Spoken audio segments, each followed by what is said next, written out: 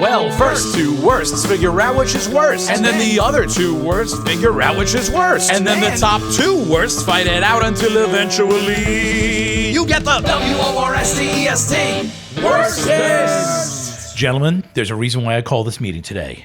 We need a Worstest slogan. We need a corporate slogan for Worstest. The best of the worst is fantastic. It's amazing. But maybe we need something a little bit hotter. Yeah, tell me. I don't know. What do you think?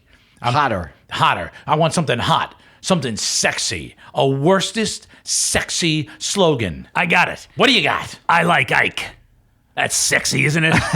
It worked for him. Oh, Eisenhower was so sexy. Perfect. We can't do better than that. But you know what?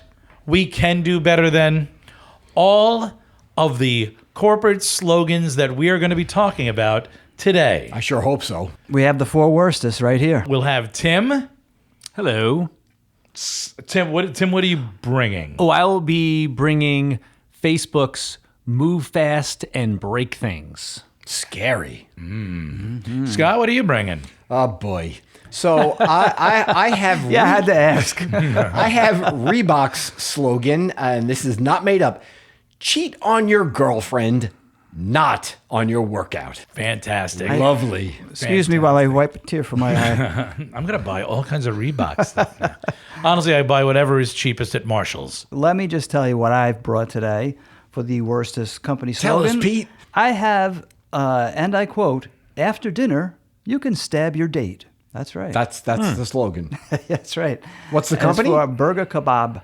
Burger Kebab. Burger Kebab. Probably a misfire right there. Quite possibly. Well, we're certainly going to learn the story, but I want to know if anyone took that slogan literally. Let's hope not. I mean, listen, we need ratings. So maybe it If will you did, be. please call in. That's right. And then I'm not going to say what the slogan is because it's a little punch for my presentation, but I will say the company was Uzbekistan Airways. I say we do not wait another second longer. The good folks on the other side of these microphones, That's right. they want to hear all about the worst corporate slogan, and that is what we are going to be dishing up. Come on, Tim, bring it. Tim, All right. ladies and gentlemen, it is Tim. Love him like you love your favorite corporate shilly ad campaign that brought you love as a child, that you remember back then thinking that it was a special part of your life. And now you just see it is a bunch of people in a room trying to get you to buy shit. Yeah, I was a jaded child, John. I never had a favorite commercial. You know what I had, though? What do you have? You know what I loved? I loved those Thames Production Company sign-offs for those English shows, those British shows. Oh, like... Pom, pom, pom, pom. Have like the Thames River in St. Paul's. and it's Yeah, mirrored. yeah, I yeah, love yeah. that. Made me so happy. I remember that after Benny Hill. Yeah, yeah. That would come on. I'd be like, all was well. You're right. So lovely. Well, speaking about lovely, Yes. Okay, but commercials, mantras, slogans. I am going to talk about, it's not just Facebook's slogan. It really was created by Mark Zuckerberg. And it's move fast and break things. So, Pre-meta, right? This is pre-meta, yes. This is now, really of course, a Facebook thing. Yeah, Facebook is known as Meta now. I have a particular antipathy toward Facebook and Mark Zuckerberg. Not a fan.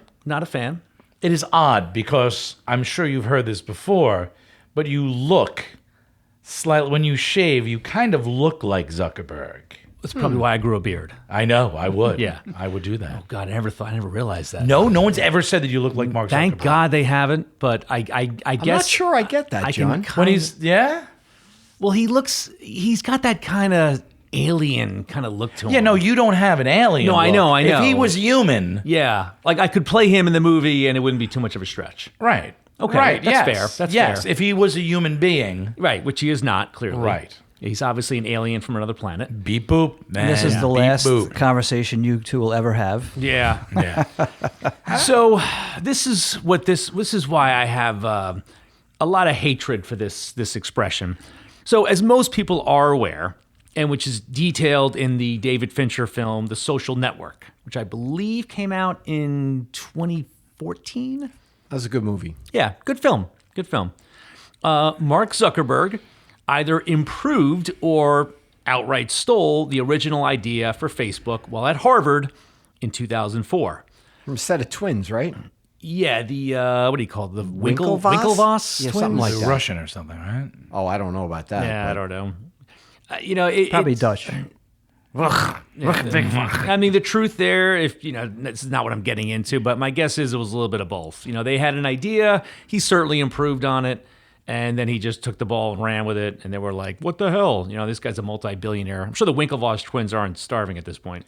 No, they were involved in a bunch of like social stuff. They're doing very, very well. I'm sure they're fine. Yeah. So Don't cry for the Winklevoss twins. not a tear.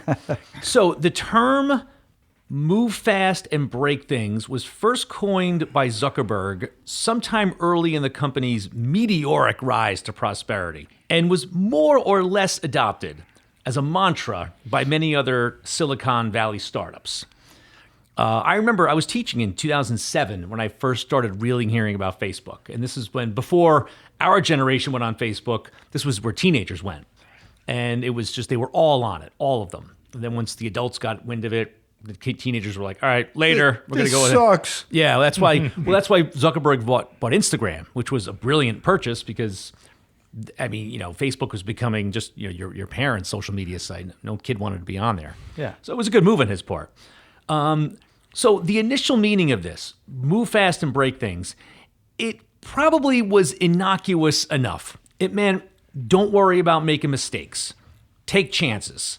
Think about doing things differently. Be innovative, right? The idea is to just try something new because this is a whole new industry and, we'll create something great.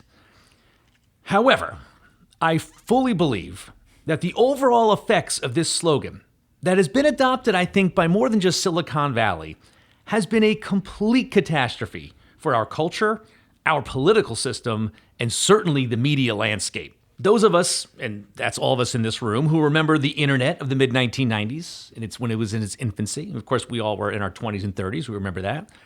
We remember a time when it was truly decentralized, where it wasn't monetized hardly at all. It wasn't spying on you, and it was a place where you could find fairly reliable information and make connections with people halfway around the world sometimes with the same interests. It was, let's say, the innocent days of the internet.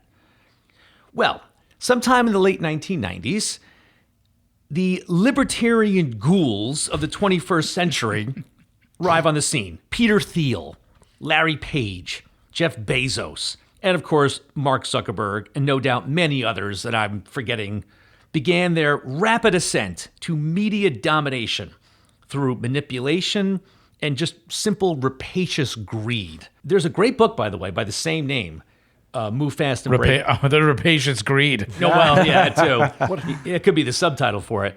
Author Jonathan Taplin, he wrote a book, I think it came out in 2017, called Move Fast and Break Things. And many people consider this the beginning of what's called the techlash.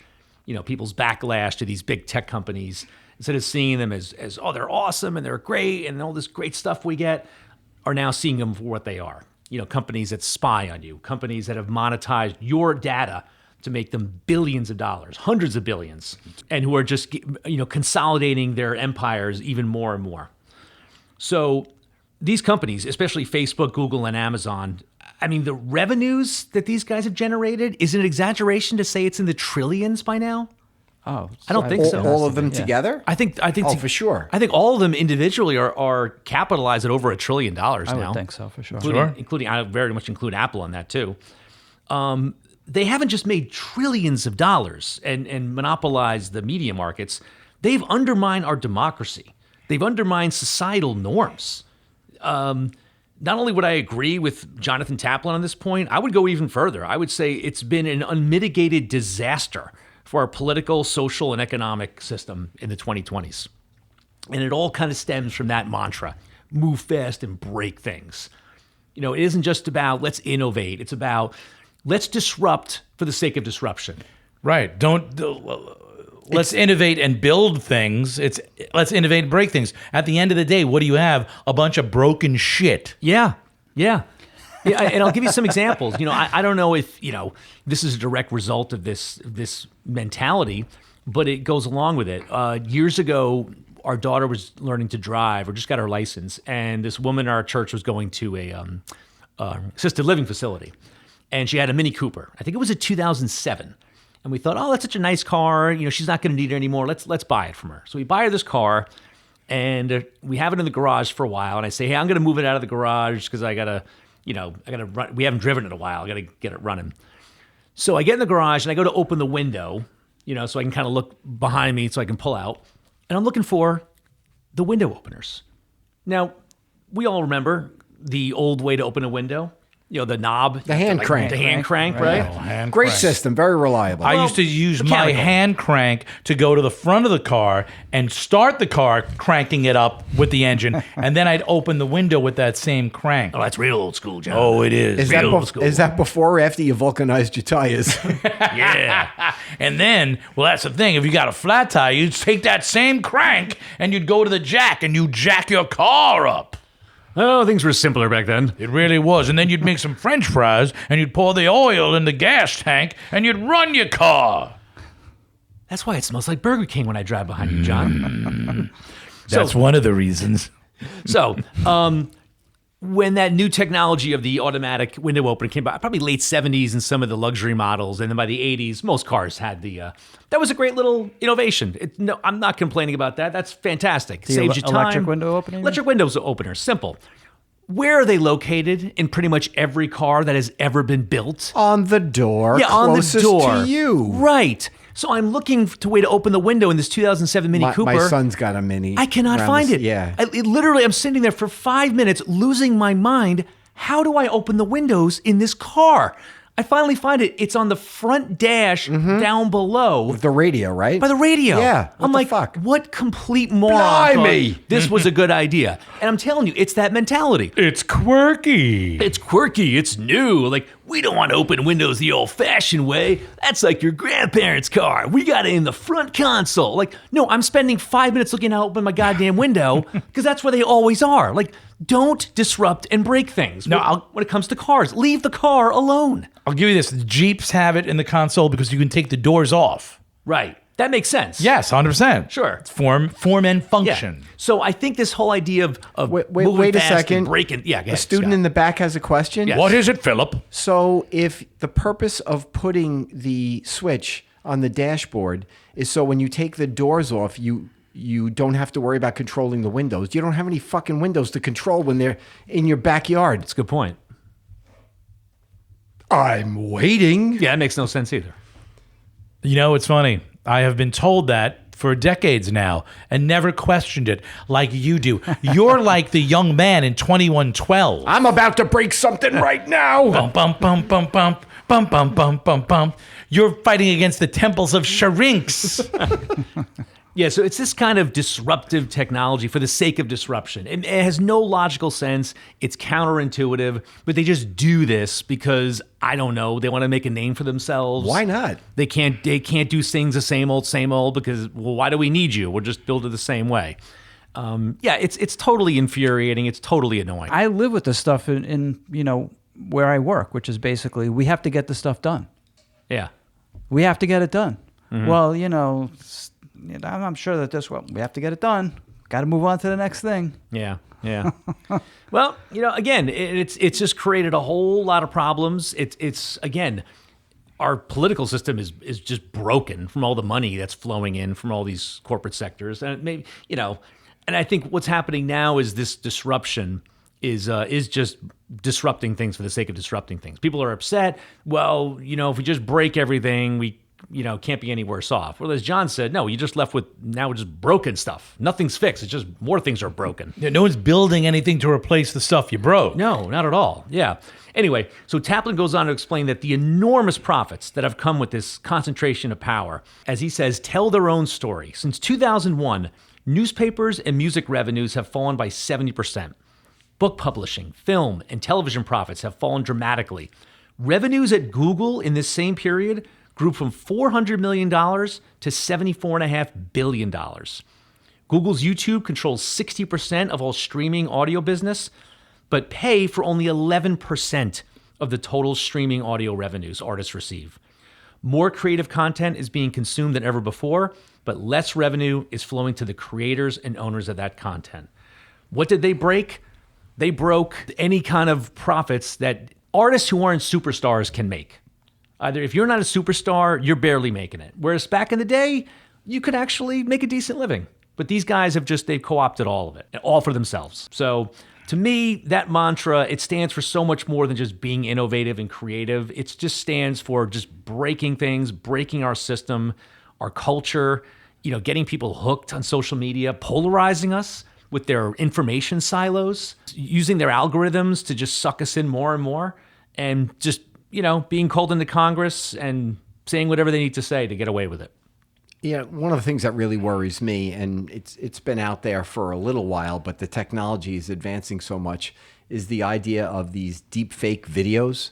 As it is now, people can say things on camera and mean what they say, and if people are not sort of if they find themselves aligned with that person, they can deny that what was said was what was meant. Right. What really scares me is that very soon we're going to see very real looking images, and they're just going to be putting words in people's mouths, and then decisions and actions are going to occur because, so-and-so just said this, and it's going to be complete bullshit. They're already doing it. Some of the AI videos that I see, it's not like you can tell. If you really think about it, you can tell it's AI. But when you go into the comments, maybe maybe 20-30% of the people realize it's AI. Yeah, people are gullible. They'll just buy it. Jesus is a chicken. What? It's funny. Well, the meek shall inherit the earth. No, There is nothing meeker than a chicken, Scott. You're 100% right. It's in the Bible. I rewatched The Running Man, the original one with Arnold Schwarzenegger, where they do like a deep fake. Instead of refusing to fire on protesters at a food riot, they have him saying, the hell with you, and he starts gunning them down, and the crowd is turned against him because, he's a butcher of Bakersfield. And then someone finds the real footage where he says, no, I will not fire on innocent people. There's women and children out there, for God's sake. And people realize, oh my God, they faked the whole thing. Nowadays, they'd be pissed off if he didn't shoot. Yeah, oh boy, yeah. They deep faked the video. He didn't kill those innocent people. Ooh. Yeah, I know. That movie came out in 1987. The new Running Man. I saw the new Running Man that came out late last year. Who was in that? It's pretty. I forget his name. It's pretty good, and it's scary how close it is to today. Like it's not that much of an exaggeration compared to today. So that's my spiel. I submit that move fast and break things has been an absolute disaster for our country, and I think it's the worst corporate slogan ever of all time. And fuck Mark Zuckerberg. Yes. Thank you. Nicely done, Mr. Tim. Mm-hmm. Well, thank you.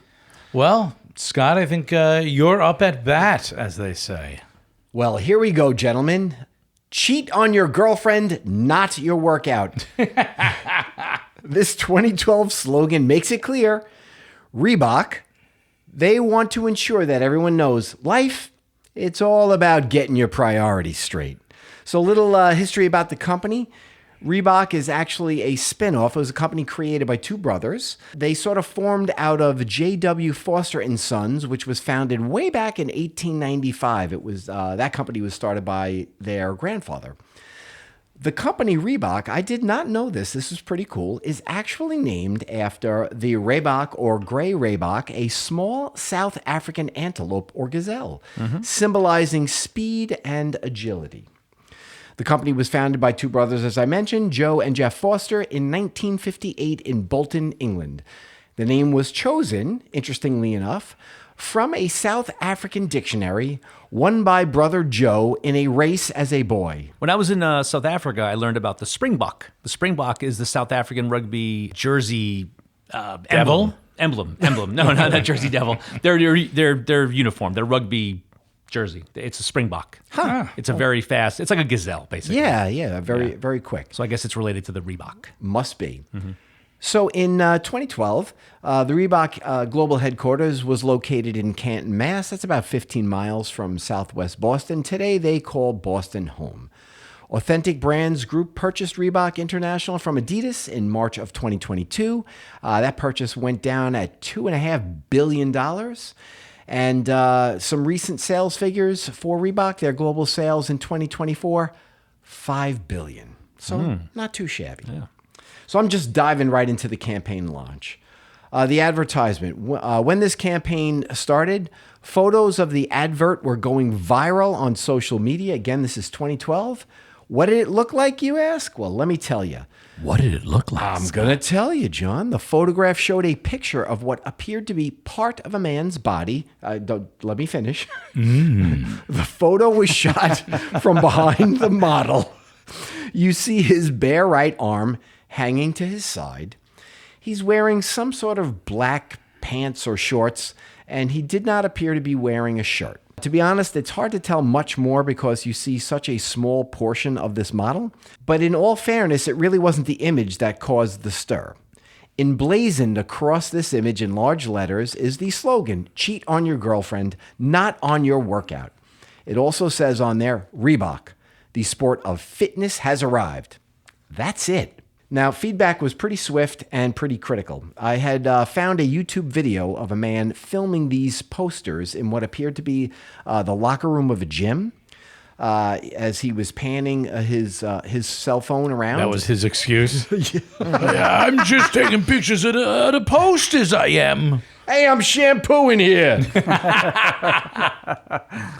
I'm sorry. So he's panning around inside the gym, and these posters were like up by the mirrors. So, I mean, obviously, as people were either shaving or washing their face, brushing their teeth, whatever, it's going to be right in their face, okay? And again, the posters, "Cheat on your girlfriend, not on your workout," they were placed in men's and women's locker rooms in 85 of Reebok's partner gyms across Germany. They only remained up for about 2 weeks. Now, I was doing my research. I could not find any information about the name of the gym chain that was supposedly, air quotes here, responsible for this immoral and self-centered life and workout advice. The company's response, well, Reebok vehemently... We put it in the girls' room, too. Yeah, That's odd. That's very odd. I'm telling you. Putting it in the women's room also. I am totally confused by this advertisement, what they were going for. But yeah, in both the men's and women's locker rooms. So they vehemently deny that the ad was part of any kind of global marketing campaign, stressing it appeared in just one market, in Germany. Quote, "We regret that some offensive Reebok materials were recently printed," company spokesman Dan Saros said in a statement. The song... Sorry, before you go on. Yeah, go for it. Were the posters in English in Oh, Germany? yes, they were, Pete. So that's odd. Yes, it is. I think there's something conspiratorial about their explanation. I don't think they were really fessing up what happened here. But yes, in English. I mean, that's the only image I had seen, Right. and I saw a bunch of them when researching this. Everything was in English. So again, just continuing with Dan Saros' statement, the signs were removed as soon as we were made aware of them. I can assure you that Reebok does not condone this message or cheating in any way. How the heck did they get up there? We don't even know. Who knew Germany had tape? We apologize for the offensive nature of these materials and are disappointed that they appeared at all. Another Reebok... We were really disappointed in oh boy, ourselves. that this blew up on us. Another Reebok spokesperson, someone named Kerry Summers, told the Associated Press in an email that the company apologizes for, quote, "any offense they may have caused, and that the company, quote, does not condone this message or cheating in any way." The slogan was so bad and in such poor taste that swift were the rebukes. It appears that the campaign was kaput in no less than 2 weeks' time. How brief are all of your slogans campaigns, huh? I think I just throw that out there. So what's the message here? I mean, what the hell are they trying to get at? Trying to come to some conclusion about what Reebok hoped to say with this slogan, it's perplexing. Slogan is very direct. Cheat on your girlfriend. comma, not on your workout, period. That cannot be any clearer. This is not a play on words. You have a girlfriend? Check. Do you love her? Do you like her? Do you hate her? Simply tolerate her? No matter. Just cheat on her. But whatever you do, don't cheat on your workout. Meaning, do not cheat on yourself. You're all that matters in this world. Be self-centered. Be selfish. Be singularly self-focused. Be narcissistic. Go ahead. Look in the mirror. You like what you see, don't you? Yeah, you do.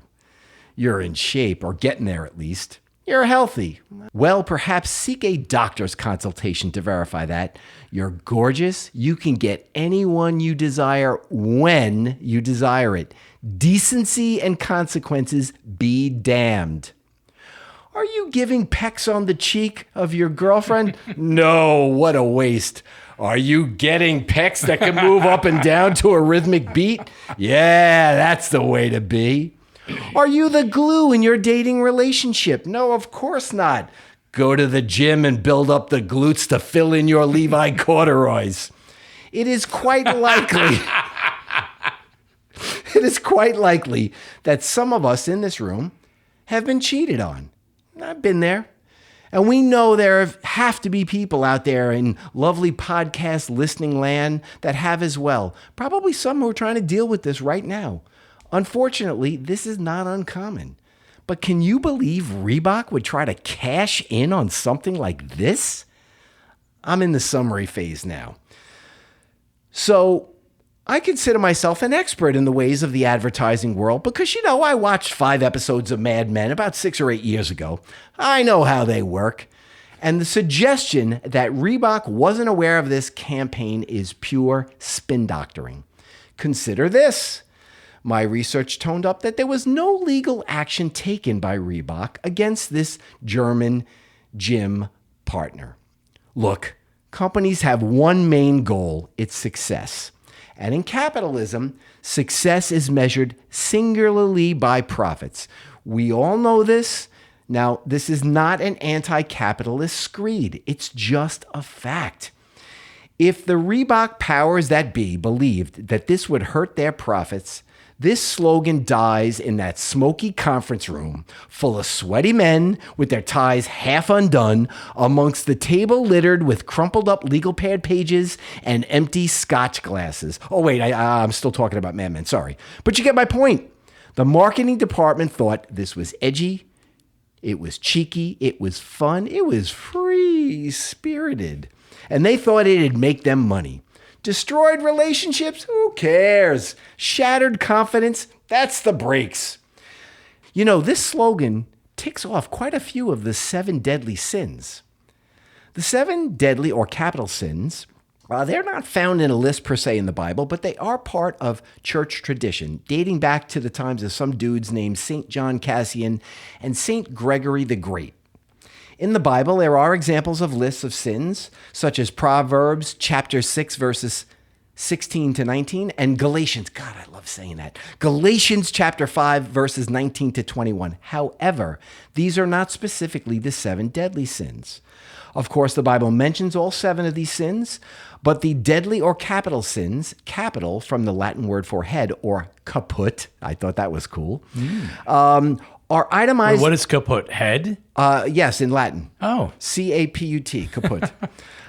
So these sins are itemized in something referred to as the Catechism of the Catholic Church, number 1866. I guess there might be listeners out there wondering, gee, is it possible I might be accidentally participating in any of these sinful activities? You're all wonderful people, so I believe that's highly doubtful. But just to be sure, the 7 deadly sins are as follows: pride, avarice, also known as greed, envy, wrath, lust, gluttony, and sloth. Well, in my mind, this slogan clearly ticks off a few of the deadly sins. Pride, check. Lust, double check. Envy, check. My final point before I close out in this round, Reebok, we can blame them for lots, but they did not invent relationship cheating. It's existed since time immemorial. Heck, at one point, in very early human history, maybe you could make the case that stepping out on your mate was a biological imperative to ensure species survival. That's what I'm going to tell my old lady. Yeah, that's what you should. Absolutely. It wasn't me drunk. It was a biological imperative. Mabel, I don't normally do this, but you know. It was imperative that I left with 3 strippers and a bag of Coke. I'm going back to my ancestors. Think of the gene pool. Baby, you're being selfish. That's one of the 7 deadly sins. Because I use that voice, that does not mean that I actually agree with these statements. That was just a character I was doing. Please let me back in the house. Well, in March 2012, Reebok thought they'd found a way to monetize our more Cro-Magnon impulses, and that shit blew up in their face and quickly. Survival of the species. This may be acceptable. Survival of the fittest, as I flex and grunt. This is despicable. Worstest done, Reebok. Worstest done indeed. I also have to say you missed one. Certainly, I think you could also check gluttony. In did you put gluttony in? Yes, let me. Pride, avarice, envy, wrath, lust, gluttony, and sloth. Maybe I. No. I'm saying that ad also is gluttony. You know, you've got one partner. Suddenly you want to cheat. You're having even more. I'm talking about the gluttony of sensuality. Mm-hmm. Yes. Of course, you know what I'm talking about. Yeah. You people out there know what I'm talking about. No, they don't. They're nice people. They don't cheat on anybody. That's true. That was very good. All right. Yes, indeed. Tight, which is the way you get in the gym. Right? How many German women went home to their partners and looked to see if they had Reebok workout outfits to see if they were cheating? I wonder. I want to see stats on that. Maybe that's in your second half, Scott. Yeah, maybe. So, Pete, you and Meine I... Lederhosen.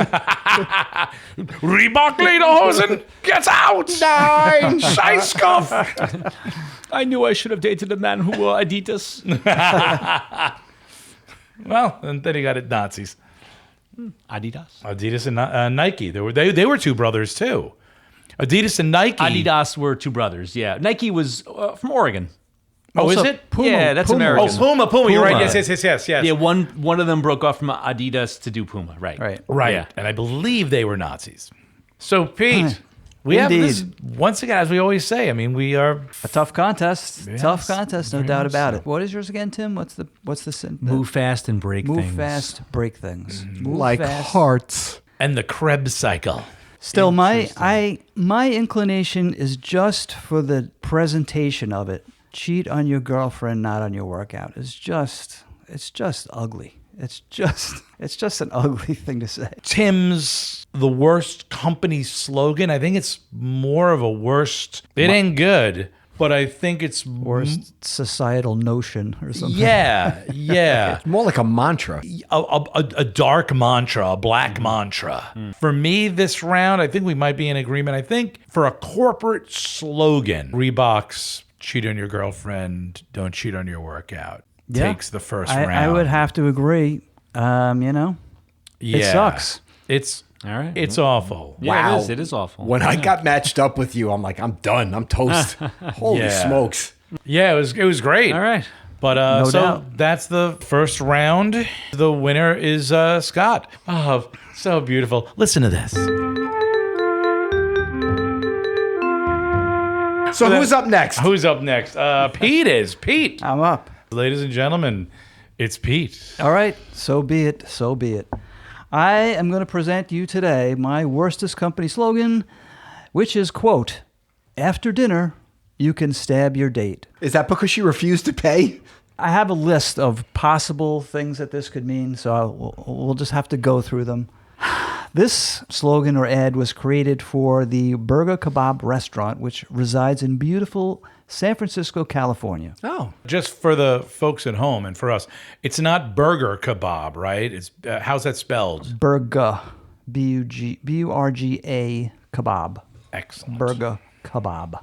The ad shows the bottom half of several kebabs with delicious, I'm sure, food on them, with the sharp ends of the skewers highlighted by being shown in the middle of the picture.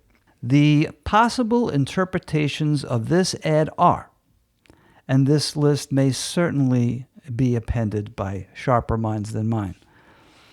Okay, number one, and I presume that this is the one they were trying to make you think of. I really don't know, but after dinner you can stab a date like the fruit a date with your skewer. Oh, Is this what you think? These are my possible interpretations. All right. And of course, the problem with this is, why would you need to wait until after dinner to do that? I don't know. Why not just pick it up? It's the dessert. You're stabbing your dessert after you've eaten your kebab. Oh, okay. So you have a date, Maybe a bowl of dates. fricassee or something, and Figs and dates, and there you go. Okay, so that's probably, maybe that's what they were trying to make you think. Okay, another possibility: after dinner, you can make passionate love with your date. A date being the person you ate the kebabs with.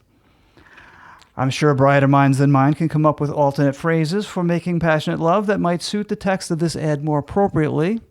I'm not sure I've ever stabbed anybody. And then, of course, there's after dinner, you can actually physically stab your date, the person you ate the kebabs with, presumably with a skewer from dinner. Well, that would be rather sad. I think that's what they're suggesting. I don't know. I'm pretty sure they did not mean this one, but really, why would you advertise something that literally states that you can stab your date? Why would you put that on an ad? Does this company still exist? It's possible they don't exist. Anyway, the last thing I had to say about that option is there was some thought that went into this, right? Sure. Like, I mean, I actually, when I was doing my research, I was flipping through and I saw one of the print ads. Yeah. And I'm like, I don't even know what the hell to do with that. I just kept scrolling.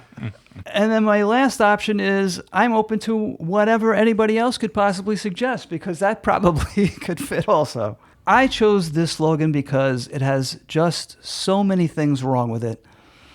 And really, in the end, none of them actually make sense.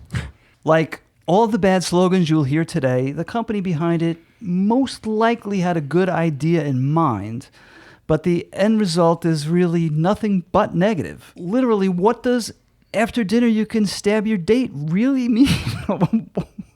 What is it? What do those words mean if you look at them? What? I think it usually means about 10 to 15 to the hooskow. Yeah, right. So one thing about it all that really makes me wonder would be, what would a woman think of going to this restaurant with a male friend? Is the friend going to try to get her into bed afterwards, where she can get stabbed? Wouldn't that be something to look forward to? Perhaps to try to physically kill her, or maybe even something less dramatic. Maybe it's just to give her some delicious dates on a skewer.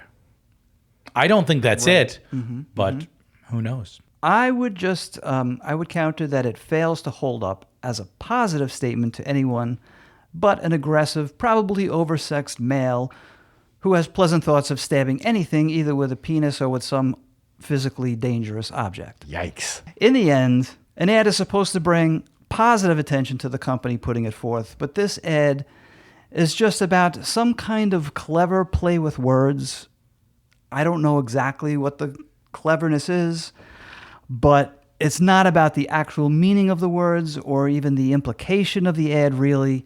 It just winds up being a negative statement that I think most likely turns off pretty much all people to this restaurant. I'm not trying to have you win this round even before I go, but it seems that this is such a bad corporate slogan that, in fact, Burger Kebab is not in business anymore. Oh, they're not anymore. It is not. Put the kibosh on the kebab. It is a stupid ad and a stupid slogan, and good, I'm glad they're out of business. All right. All right.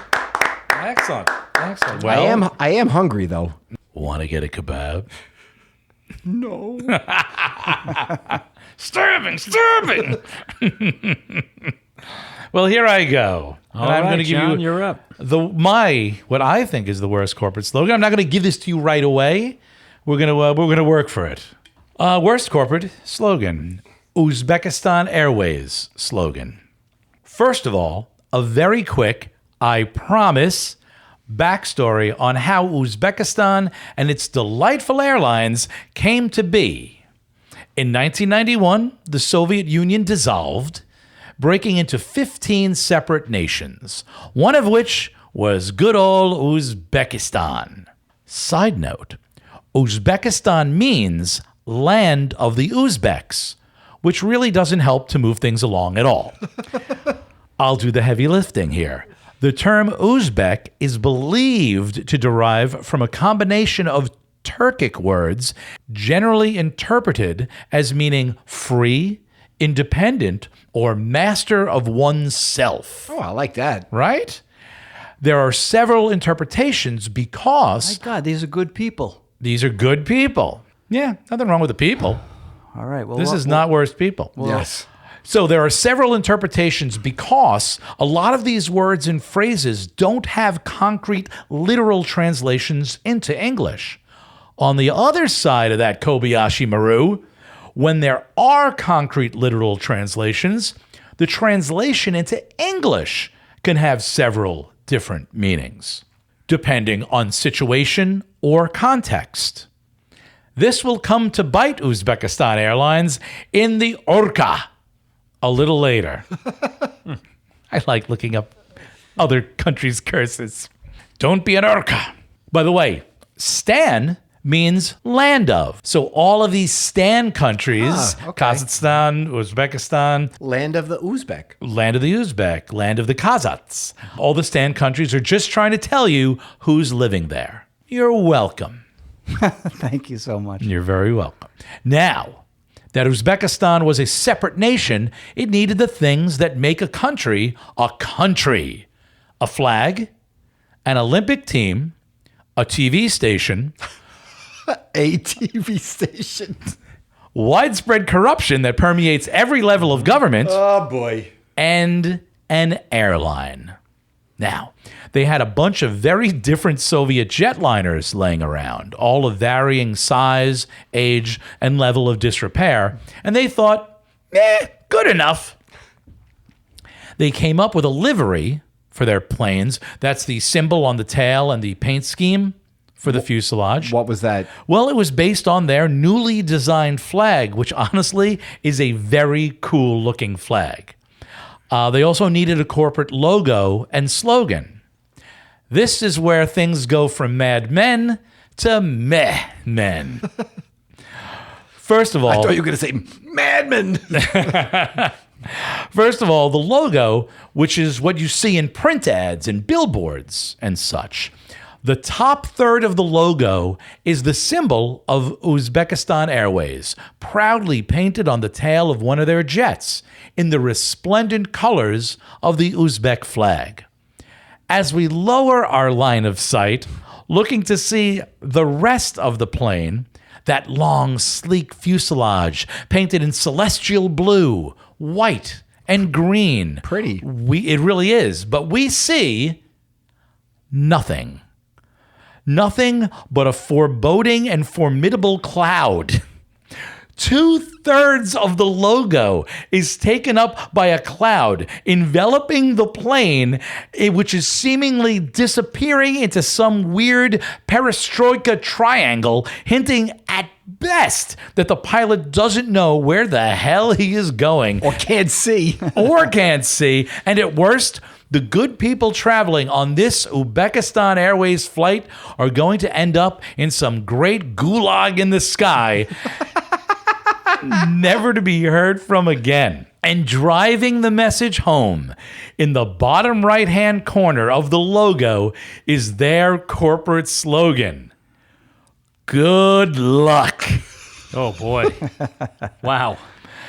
And luck is what you would need.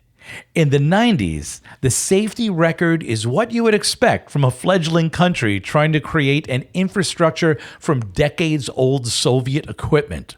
In the 12 years from the airline's inception, there were several crashes, some of which killing everyone on board. Yikes. Good luck indeed. That's literally what I wrote. Good luck. Good luck indeed. Oof. Given the choice, I'll take the clouds. Now, I'll take the train. Or a caravan. Yeah, right. Now, you might think that they got the idea for their corporate motto from a room full of pissy middle schoolers. You're flying around in 30-year-old Soviet planes made from pig iron, fishing line, and vodka burps? Good luck. You'd think that, but you would be wrong. Let us return to the sweet, warm bosom of inexact, imperfect translation. Now, many countries have official national mottos or sayings. Some were created by tourism boards, plastered all over ads, but rarely used by their citizens. Think Costa Rica's Pura Vida. Well, other countries have slogans that held some semblance of their values in the past, but now act as scathing indictments of their modern hypocrisies, like liberty and justice for all. Now, Uzbekistan's national saying, which is used often, ok yol, which can translate into, depending on the situation, clear path, safe journey, Ooh, okay. or if you have no sense of contextual sarcasm, good luck. Gentlemen, if you want to hear more, send my sweet ass to the next round. Just don't send me by Uzbekistan Airways. And if you think you'll find a worse corporate slogan, well, good luck. Nice. Very nice. Well Nice. done, That was sir. good. Well was done. Thank you. I Oh, boy. promised. If this is not the winner, it's certainly the best that I've ever put forward. It is, That was a tight presentation. that was, yeah, very tight. Yeah. I promised. Boy. All right. So what are your thoughts, Scott? Well, I'm leaning very much in a particular direction at this moment. I am too. And I'm kind of feeling like if Pete had one of those kebab skewers, he might need to stab John with it if he wants to make it to the next round, I'm sorry to say. Pete's company's logo, it's insane. I don't even know what they were driving at. It's terrible. Yeah, and if I may, I think that detracted a little bit, that there wasn't like where is this going? What did it mean? You know, I would have loved to have heard more about that. I truly would have. I think it could have helped build your case. John's, I mean, he put it all out there for us. Yeah. Yeah, Pete's was just a really bad idea. Oh, terrible. You know, it wasn't like, hey, this kind of Probably the worst of all of the ones presented. it's kind at of this funny, point. right? Yeah, and then, man. You know, when you actually put it out there, that might be maybe a bad idea. You know? It's not even funny. Yeah, it's, Yeah, right. right. It's not really funny at all. Because if you buy your date a kebab and then you stab them, you usually don't have to pay. Well, they're Well, just no, gonna- because they're going to haul you away. Exactly. you're getting 3 free meals a day. 3 hots in a cot. Yeah, You're not getting a kebab on a knife, though. No, you're not getting that. Yeah, You got to make it on it. You got to make your own shiv Yeah, I'm not sure. in the joint. what they were Kebab thinking. shiv. Not sure what they were thinking with that, but Yeah. on an airline, I mean, you know, obviously we need to hear more about who translated that. That's a who good Thought point. that was a good idea. Because one of them, I think John said, was safe travel. That would have been perfect. And now that Safe could journey, also safe journey. That would have been great. Yeah, I mean, because that could be like it could sound sarcastic, but it could also be a declaration: safe journey. Yeah, And or- that'd be amazing. Yeah, you're getting a safe journey. Exactly, or, a safe, or exactly. wishing someone that. Yeah. What went on there? Tim, we arrived at our decision quickly, did we? We not? did. I Yeah. think John's is. I want to hear more of that. I want to so, hear who failed at the translation there. Good luck wins. Good luck wins. Ironically. All Okay. right. Well, thank you. Well, nice. Let's do a little bit of music and then come back for the exciting conclusion, which will be, May you have good luck moving forward. I'm going to need it, and not Uzbekistan Airways luck. It is Scott and me. Let's see what happens after this musical break. Got to take my steroids. Ooh, you better get into your Reeboks. We're back. We're back. Yes. Have your steroids taken root? Yes, I was just pumping iron before I came back into the room. I saw you ripping your shirt open. Yes. And then he ripped my arm out of its socket. And I hit you over the head with it. Yeah, After we're done, can we go to the hospital? I guess it's working. If I could just get all these pimples off my back now. I feel the ATP coursing through my body. Shall we? Sure. Take it away, Scott. Round 2. Here we go. So, as I presented in round 1, Reebok's spokespeople came out quickly and blamed this controversy on the Germans. I mean, this almost read like it was scapegoating. Yes, it was the Germans. Are you surprised? We all remember what they did, don't we? Terrible people, starting 2 world wars in quick succession in the 20th century. Of course, I'm joking here. And giving us the Kelly family. That's true. If you're wondering what we're talking about, go to Worst Kelly episode. It's hysterical. Oh my gosh, you just stole one of my ideas. Hang on. Of course, I'm joking here because the German people and its government, they've been staunch allies of ours here in the US for decades now. But Reebok was scrambling to tamp down concerns about the slogan, and it appears that they tried to shift the blame quickly to a believable culprit. It's just those Germans being Germanic again. Synonyms that I would use to describe this campaign: it's narcissistic, immoral, self-centered. It promotes being not at all concerned about how your actions impact others around you. Reebok would say, please be obsessed about outer and not inner beauty. Like I said earlier, survival of the fittest. You know, in Tim's winning presentation on Worstest commercial, and by the way, folks, please go listen to that episode if you haven't already done so. It's a good one.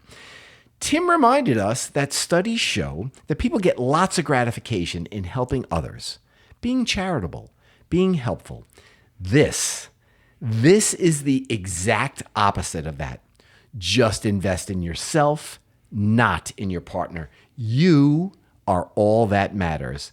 There's too much of this crap in the world. There always has been. And we certainly don't need life or relationship advice from any multi-billion-dollar corporations trying to convince us that they know the proper path to self-satisfaction. I'm going to end with length of time of this campaign because I really do believe that matters here. It helps to make my case. Successful campaigns are ones that have legs. The company sticks with them, these campaigns, over long periods of time because the message and the association with their product or service, it's meaningful and it resonates with the public. Nike, they launched their iconic Just Do It campaign in 1988. We all know this slogan. It's simple, it's succinct, it's full of meaning. And it's been around for 38 years now. Now that's some stamina. Chevrolet's Like a Rock campaign was super successful with the rock and roll help of Mr. Bob Seger. It ran for 13 years, 1991 to 2004. That slogan had plenty of horsepower to go the distance. E.F. Hutton's incredibly memorable slogan was ubiquitous as it ran across U.S. TV screens across 2 decades, the 1970s into the 1980s. So much so, don't let me down, guys. If I say to my co-host, when E.F. Hutton talks, the response will be, People listen. I'm telling you, cheat on your girlfriend, not on your workout. 2 lousy weeks. That's it. 2 weeks was too long for this shitty slogan. Good riddance. And now I will permanently end with a replacement slogan. I was kind of joking around earlier. How about this one? Try a little tenderness with your girlfriend? Nuh-uh. Try building some triceps on top of those biceps. That's it. I'm done. Excellent. Well done. Well done. Well done. Well done. I was going to say the 2 weeks that it ran, also cheating on your girlfriend until you get caught takes 2 weeks. And also most of my workouts take about 2 weeks. And then I'm done. And I stop I stopped working out. All right, some consistency there. Some Yes. threads running through there. Exactly. Well done. Well, All right, Johnny boy, what you got? well, here's what I got. When we last left off, you guys were wondering where this horrible translation came from. And like most terrible translations and most terrible failed advertising campaigns, when something fails, no one really takes the blame for it. It was probably 3 ministers of, travel coming up with this, and it was their idea. Very quickly, there have been points in advertising where bad translations have also hit. So I'm not just mocking the Uzbekistan people, because a company like General Motors in the 1970s had a model of car called the Nova. Which did not sell in South America. Wait, why was that? I'm sorry. Can I stop you, John? Please. This is actually a very famous urban legend. Is it? Yep. And I tell my students this, and then I tell them the truth behind it. And it's an equally fascinating story. Do you mind if I Please do. Okay. So the story goes that Nova, the Chevy Nova, did not sell well in Latin America because Nova means doesn't go in Spanish. So the idea is that it doesn't go, it doesn't go. Well, it's not true. The Nova actually sold very well in Latin America. And I read this in a book, and they said, imagine that in English, if you refuse to go to a furniture store called Notable Furniture, because you thought, well, no tables there, I guess we shouldn't go. It's be literally expecting people from Latin America to not understand that Nova, one word, is not the same thing as there are 2 different words. Nova doesn't go, or it doesn't go. So it's one of those urban legends that people sort of just kind of strung along. I think like got milk, for instance, in Latin America translates loosely as "Are you lactating?" Right. And that clearly would be So My gosh, unusual. no way. Yeah. This one, I just checked it. This is verified. There was an ad campaign for Pepsi Cola called Come Alive with the Pepsi Generation.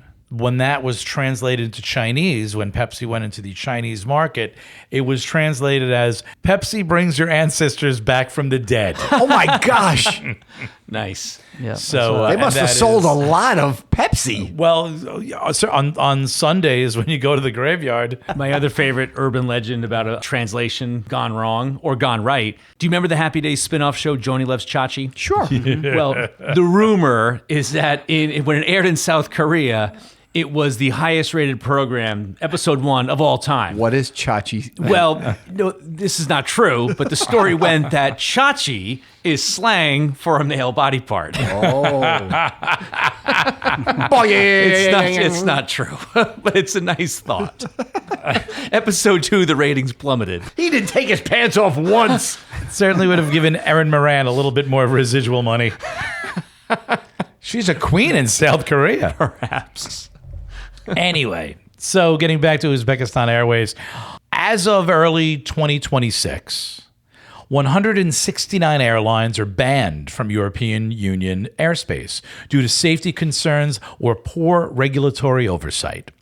This EU air safety list includes 142 carriers from 17 specific countries, 22 Russian airlines, and several individual carriers such as Air Zimbabwe, Avior Airlines, and Fly Baghdad. I am flying none of those. You ride a Scud missile. Yeah, right. To your destination. You couldn't pay me to get on those airplanes. Not even Fly Baghdad? Oh my goodness. I regret nothing. I would get on a carpet and maybe try and make it that fly first.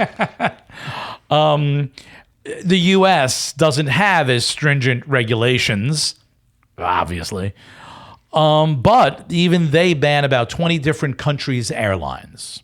Uzbekistan Airways is on neither of those lists. Since 2006, Good for them. 100% right. Since 2006, when they had their last major crash, they have bought dozens of U.S. jets and European Airbuses, making them a well-rated and very satisfactorily regarded airline throughout the world. As for their motto, good luck. You said that in a very particular way, don't you think? I did. Okay. I'll say it again. Okay. Good luck. That is also, like the Soviet paperweights that used to pass for their air fleet, a thing of the past. Oh, no. Now they use the motto, the wings of Central Asia. That's nice. First-class motto for a first-class airline. Note, a ridiculously large fee was paid to Worstest Podcast LLC by Uzbekistan Airways through WorstCoin, our very own newly launched cryptocurrency, available wherever crypto, NFTs, or POGs are sold. This, of course, has not influenced this segment of the podcast in the least. Now, let us all sing the Uzbek national anthem in unity and brotherhood. Uzbekistan, Uzbekistan, best country in the world. Good luck. Your airlines are beautiful. You promised us first class. Statue of Liberty. Even in coach, it's like first class. Even in business, it's like first class. Free And vodka. First class is super first class. Uzbekistan Airways is the best. Ba-bum. Try the gulag goulash. Man, guys, we're going to have such a great time over there. They are gonna love us. And Our first show, our first tour is going to be in Uzbekistan. gonna love us. Gonna be huge, guys. Good news: we're going on an international tour. Yay! What's the bad news? There is no bad news because we're going to get to go there on Uzbekistan Airways, the finest airways in the entire world. If you want that sweet crypto money coming in, you toe the company line. I'm going to check out some Uzbekistan Oh, so that was hotels, it. guys. Okay, thank you. Nice job, John. Well done, John. I got to say, Thank the you. capital of Uzbekistan, Tashkent, it doesn't look that bad. Looks kind of cool. I didn't really go deep into it, but I looked into Uzbekistan now. It is a nice country. It's It's interesting. of like the 187 like major airlines, it's rated number 25. Wow. So there we go. Okay. Here we go. all Here we go, right. Tim. We're up against it. Well, I mean, I am fascinated now by Uzbekistan and their airline. Yes, yes. And no it is a doubt. lovely flag. I looked at their flag. It's really the very flag pretty. is really cool. Yeah, it's like that light blue and a light green. It is celestial blue. That is the Celestial blue. official color. Yeah. Wow, how do you like Flying to the stars. Yeah, yeah. Well, let's see. The Reebok one is morally reprehensible. Right. And the Uzbek airline one was poorly translated. Yeah, I guess you would say that. Yeah. I mean, that's kind of what I'm thinking is that that Scott's presentation is just is just a really foul concept, and really you couldn't make a worse combination of those few words than they did. Well, once again, it's cynical. That keeps coming up a lot in this podcast. It is. It's a cynical And attempt it's by not- people who knew it was going to cause trouble. Exactly. Did it anyway, and then try to And then they pretend, just say, we're "No, so I don't know." sorry. You know, the Uzbeki slogan seems like it's a translation issue into English in particular. I don't know what they did in other languages. Yeah, it seems more like a very, very bad blunder. Can I throw you a lifeline? Yeah. Normally in the second round, you try to double down on stuff, and you shared nothing but good information about this airline. I'm confused. Scott, Come on, you must have some dirt. this world is so tough. It's so tough. It's like the story of Jesus and the wedding of Cana, or wedding at Cana, or wedding through Cana. I don't know. But what it is, On the side of the road at well, near yeah, Cana. one of the big points in that story in the Bible is that when Jesus made the wine was gone, and then he made the water into wine, and it was good wine, and that was like, oh, they saved the good wine to the end. He's a truly wonderful man. Yeah, it was a Chablis. With just a hint of wood, just a hint. Oaky and tannic, but in all the best ways in the back of your tongue. Jesus, Savior, sommelier. It does go well with the fish. So, Scott, just like Jesus, many a time I am compared to the Christ who saved the best wine for the end. I saved the goodness and the kindness, the cleansing of the palate. The bounty. The bounty, the cornucopia. I saved that for the end. John, that being said, I really want to get upgraded to business class in Uzbekistan airline. So I'm going to go with Scott's on this one. Pete, what about you? Yeah, I'm with you. John was a great presentation, Great but Scott presentation. he just out nastied you. Yeah. He really did. God, I'm dying. Don't worry, John. You get first class. I tried my hardest, Igor. Who knew that at the beginning of the second round, I should have looked over at John and said, "Good luck." Well done, Scott Bradshaw. Wow. And What a shock, but thank you, boys. Thank you. So the losingest 2-week-long corporate slogan, it is the winning on Worstest. So there you have it. All you wonderful people listening, you now know that the worstest corporate slogan is cheat on your girlfriend, not your workout. All right. All right. Well, before we go to the bestest, please remember, if you enjoyed yourself, and of course you did, like, share, subscribe to Worstest. And if you want to help us a little to let the algorithm help you, give us a 5-star rating and then get in touch with us. And what the heck? If you speak to people, tell a friend. Tell 2 friends. Tell all your friends. Tell people you don't like. Annoy them with Worstest. Whatever you got to do, get the word out. And here's the thing. We've noticed that we've got more and more international listeners, which is really cool. If you have a second, on worstestpodcast@gmail.com, drop us a line and tell us where you're listening from. Yeah, we want to know. Sounds good. Yeah, we're getting a whole bunch of like crazy nations. Sometimes it just means that like your server is coming from there. Maybe you won some Uzbeki listeners back with your second half If there. we do not see Uzbekistan in the quadruple digits by next week, I'm going to be very disappointed. But that's it. So please, help us keep doing this and give us any ideas you have that you want to see different. Let us know, man. We're always trying to change it up for you beautiful people. And before we go, let's go over our bestest of the week. What's cool and groovy things that happened? Anyone want to go first? Sure. Is it okay if I go Yeah, first? go ahead. Yeah. Jen and I on Valentine's Day went into the city and we went to an Italian restaurant, Trattoria, that was a recommendation from a student of mine who graduated last year called Song e Napoli, Song of Napoli. And he said it's the best pizza he's ever had. So we went in. It was definitely outstanding pizza. My wife got pasta. Gentlemen, it was the greatest pasta we have ever eaten. What kind was it? So it was something, it would be like 9th on my list of things I would have ordered on the menu. And it was still outstanding. It was a spaghetti or linguine, whatever. And it had like mint, lemon zest. They gave her fresh Parmesan to grate over it. It had zucchini on the bottom. right I'm not even now. a zucchini guy. And it was so good. And we're like, I didn't think pasta could be this good. Like, how good can pasta be? You've got to check out Song e Napoli if you're ever in the city on West Houston Street. Wow. It is next level good. I have been dying to go to one of those New York City Italian places where they make the pasta in front of you. Is that what happens I don't here? know if they made it. They didn't make it in front of us, but it must be like as fresh as can be because I mean, it really was absolutely outstanding. We couldn't believe how good it was. Wow. Yeah, and the pizza was great. I mean, again, my student told me how it was the best pizza he ever had, and this is on Long Island. We have a lot of good pizza here. He says this is the best, and it was really outstanding, no question. But we were wowed by the pasta. Wow. And super friendly. These guys are from Italy, and they're from Naples. And I guess because Diego Maradona, the great Argentinian soccer player, played for Napoli.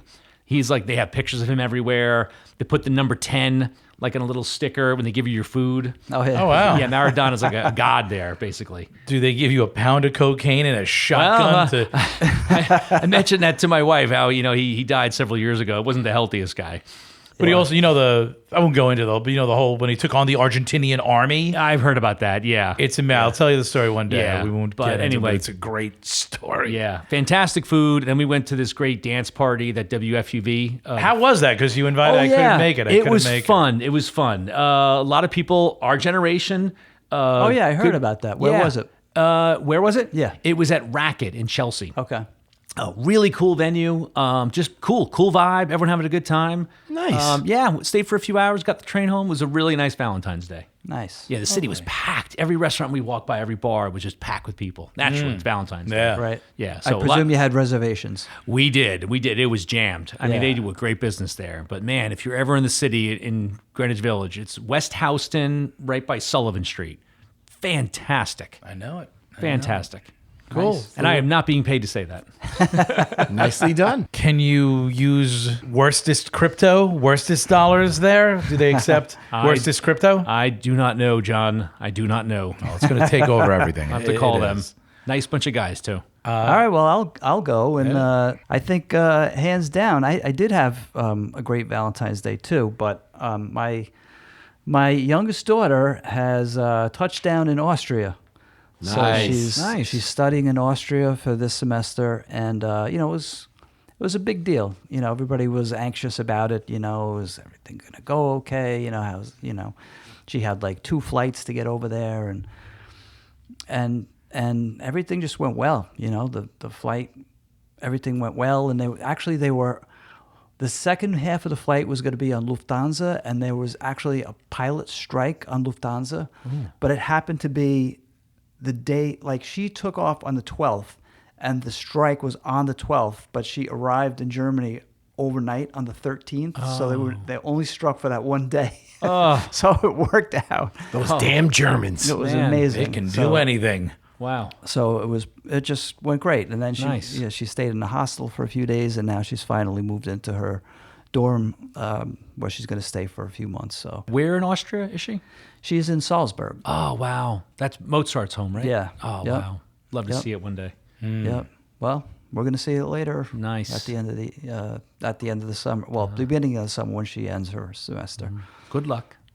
Can't wait to hear about that. That better be your bestest when you get back on the air. Yeah, I guess I certainly hope so. What do you got? So I know there's a Valentine's theme going on. I had a lovely Valentine's with my wife. We went out to an early dinner. We didn't want to bother with making reservations, but that's not what I'm bringing tonight. I have a very specific thing I want to share. So you guys may have heard about the documentary about John Candy, I Like Me. Yeah. is what it's That's called. on my list. It is definitely worth the watch. I thought it was very good. It is a little sad at the end. Yeah. I guess a lot of these stories Part where are. he dies? Well, yes, certainly that part. Oh, you blew it now. No one's going to watch it, Pete. Darn it. Okay. While there were parts of it that were sad, it's not my main thrust here. What struck me was because he was a large fellow, he kind of caught a lot of crap about that.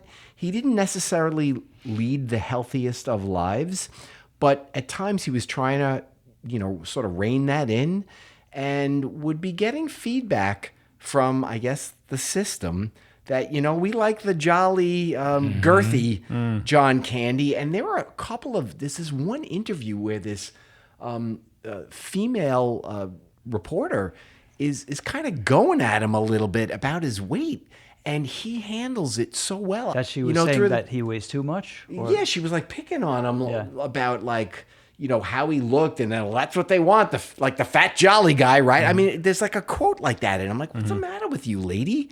And he's just like, well, yeah, he was so. Even though he was described as being able to, crush your head like a cherry with his 2 hands, he was so kind and gentle.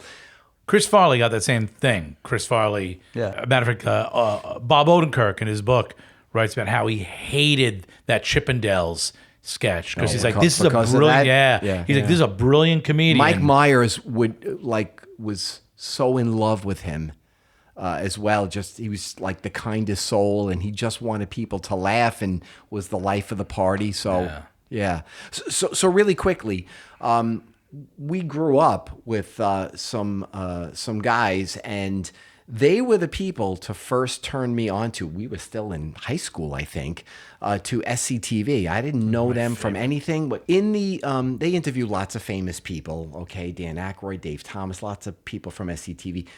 I believe it was Conan O'Brien. Conan O'Brien talks about this bit that totally blew him away. That John Candy played this character, Yellow Belly. And it's set in the Wild West. And, it's meant to represent his character. He was just this total coward. And Conan was describing the skit, but basically they show the clip, and it's like this dirt road town with all of these saloons and woodboard, entrances to the shops, and this woman in a period dress and her son, they're just walking through town, and all of a sudden the little boy goes to his mother, "Hey, Mom, hey, look, it's Yellow Belly." And here comes John Candy. He's dressed up in sort of a cowboyish outfit, but he's like all hunched over, and he's looking like all nervous and scared as he's like sort of slinking past people. And the kid's like, yeah, I knew it, Mom. It's Yellow Belly. It's Yellow Belly. So John Candy like walks past them. He gets about 20 paces away. He reaches into his holster, takes out his gun, and shoots the kid in the back. He was like 6 years old. Guys, I snapped up in bed. I almost spit out what was in my mouth. It was fucking hysterical. Was it improvised or? Well, no, it was this. okay. It was. I guess it was the skit, and then the mom's like, "Oh my God, he just shot my son!" So then he turns around, he shoots her, and then he scampers off. I could not believe what I was watching. And then Conan O'Brien kind of sums it up. He goes, "They did that in the 80s. You would never see something like that in comedy. It was amazing. He totally fell in love with him and made me love him too. It was outrageous in the best comedic way." I'll do a real quick one. I just finished reading a great book called The Silent Patient. I cannot remember the author. It's a number one. It was a number one Bestseller. New York Times bestseller. Great book. It's a British psychiatrist working on this woman who won't talk, this traumatized woman who won't talk, but it's between his notes and her diary. So it's told in the two voices, the voice of the woman who's not speaking. Oh, wow. And his like diary or his notes. It's good. There's crazy twists.